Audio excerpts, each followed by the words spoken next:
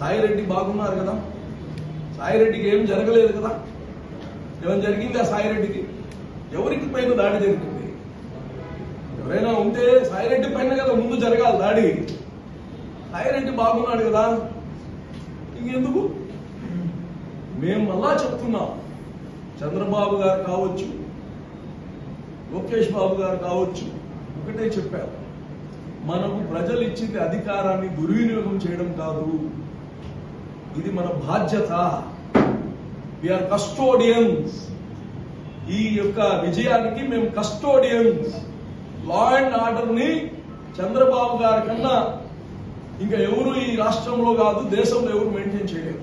Law and order ని అంత చక్కగా హ్యాండిల్ చేస్తారు చంద్రబాబు. ఉండొచ్చు మా కార్యకర్తల పైన చేసిన దుర్మార్గాలు ఇటువంటి కాదు.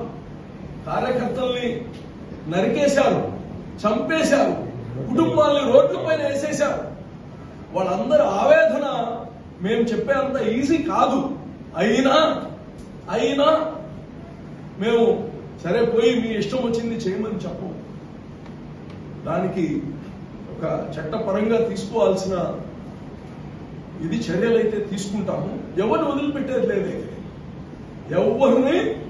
ఎవరైతే చట్టాన్ని తమ చేతిలో తీసుకొని ఎవరైతే ప్రజల పైన అలాగనే తెలుగుదేశం నాయకుల పైన కార్యకర్తల పైన వాళ్ళు చేసిన పాపాలను ఎవరిని వదిలిపెట్టేది లేదు. అయితే మేము చట్టాలను చేతిలో తీసుకోము, చట్టపరంగా చేయాల్సిన అన్ని చేస్తామని కానీ తెలియజేస్తున్నాం. ప్రత్యేక హోదా విషయం